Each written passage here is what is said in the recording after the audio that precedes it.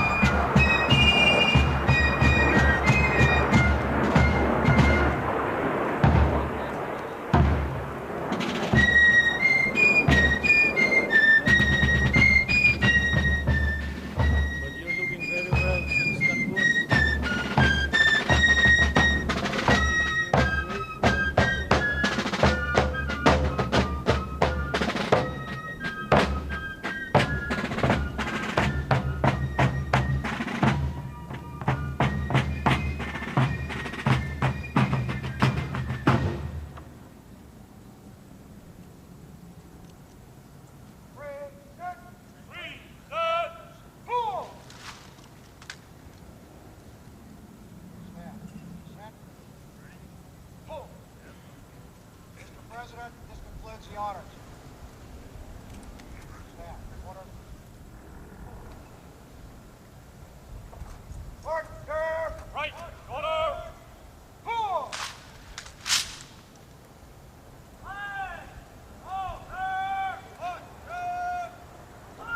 Out. Order. Hurt.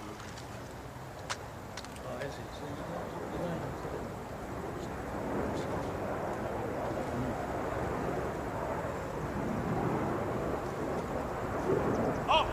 Ready. Out. Ceremonial. Yes. Yes. Out. Remain there. Hit.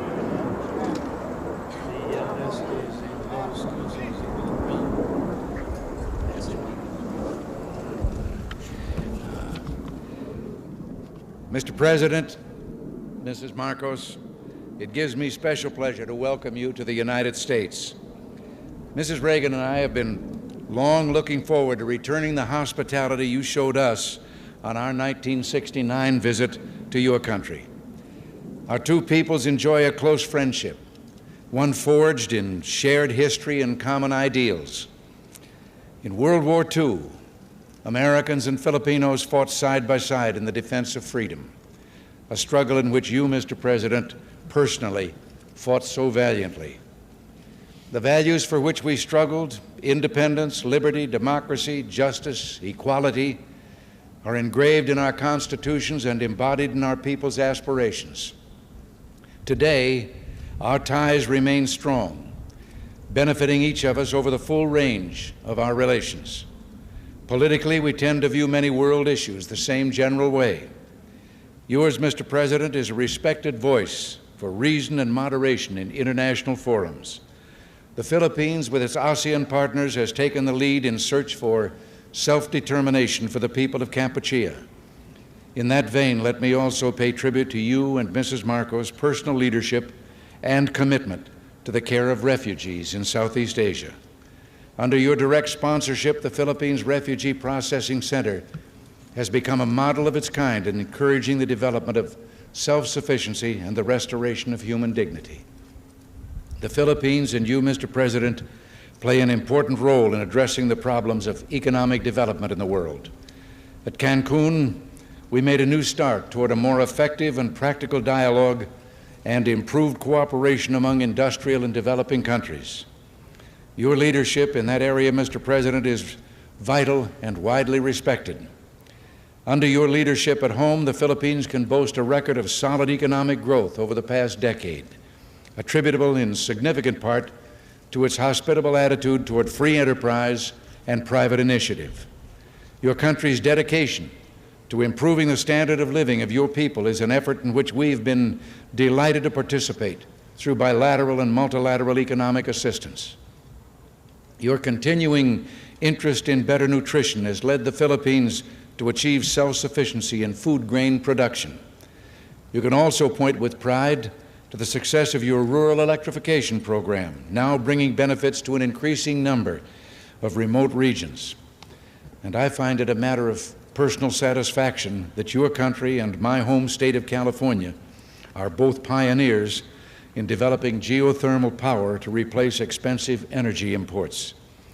The United States remains the Philippines' leading trading partner, and American firms are the largest foreign investors in your country, reflecting their confidence in your progress and prospects for economic growth. We have welcomed the growing two-way trade between our nations and have been pleased that we've been able to keep our markets for the products of your growing manufacturing and industrial sector the most open of any country in the industrialized world. America considers itself especially fortunate to have nearly 1 million persons of Filipino heritage now residing in our country. They bring with them their energy and their talents, and they contribute enormously to the rich diversity of American society. Similarly, thousands of Americans, enchanted by the beauty of your nation and by its people, have chosen to live in the Philippines. Our security relationship is an essential element in maintaining peace in the region and is so recognized. This relationship, one of several we have in the Western Pacific, threatens no one, but contributes to the shield behind which the whole region can develop socially and economically. Mr. President, under your leadership, the Philippines stands as a recognized force for peace and security in Southeast Asia through its bilateral efforts and through its role in ASEAN, which is the focus of our regional policies in Southeast Asia. Mr. President, Mrs. Marcos, the United States deeply values its close friendship and alliance with the Philippines. We seek to use this visit to further strengthen our ties with your country. Nancy and I are personally delighted that you're here, and we say welcome to the United States, welcome to our national home.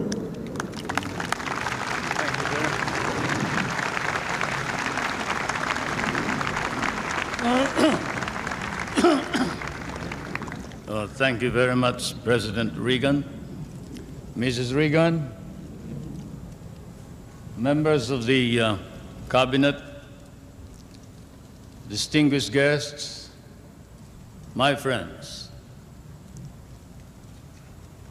On behalf of the 50 million people of the Philippines, Mrs. Marcos and I express our gratitude for your warm welcome to Washington and to the United States of America.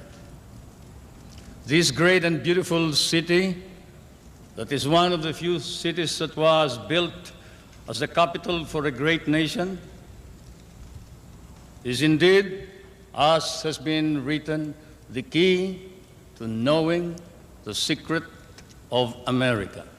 And this house of the American people, an American frontier that never vanishes. Your beautiful city with its grand memorials, its monuments, its walks, is indeed a city that memorializes the great achievements of your people for the past 2 centuries. But more than that, it keeps offering to the enterprising and the talented, the courageous and the strong, the rewards of effort and of initiative. At the same time, as I stand here on American soil, I realize that I stand on what may be the center of the government of the United States of America, here where, as I have often stated, the future is being born. The future is being born depending upon the man who is in the White House. And the man who is in the White House today certainly is creating a new future for our world.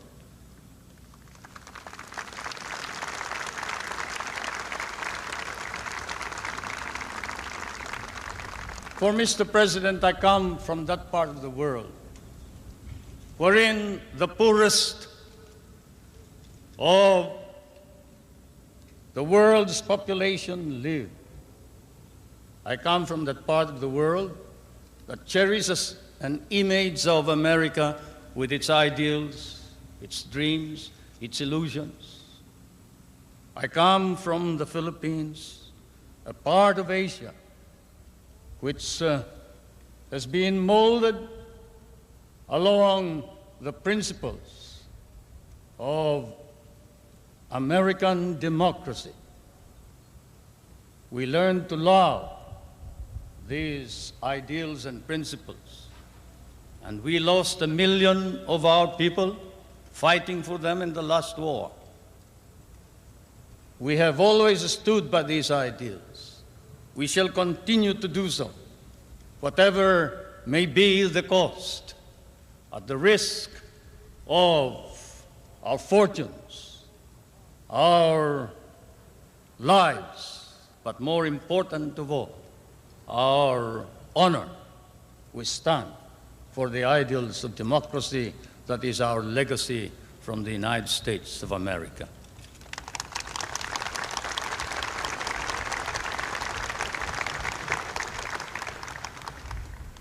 I did not come to burden you further with additional problems, Mr. President. For I know that, as I have said in many a speech before my own people and before the world, fate and destiny has decreed that the United States of America be the trustee of modern civilization against the threat of a possible second dark ages.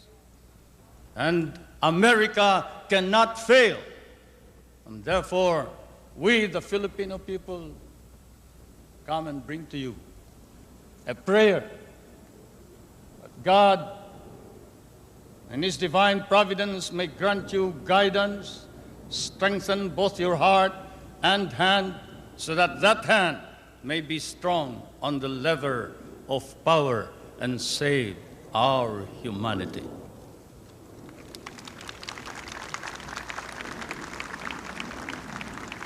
If America fails, then the world is lost.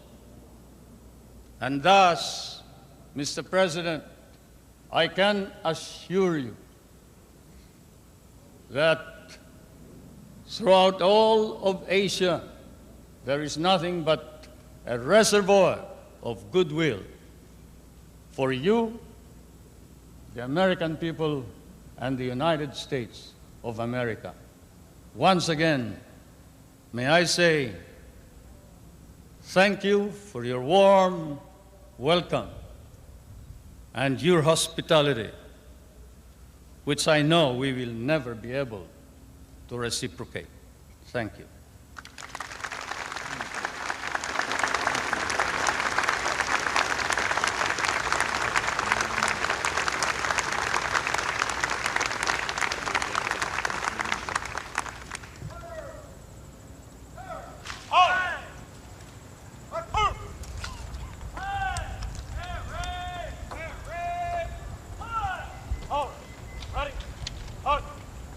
Thank you.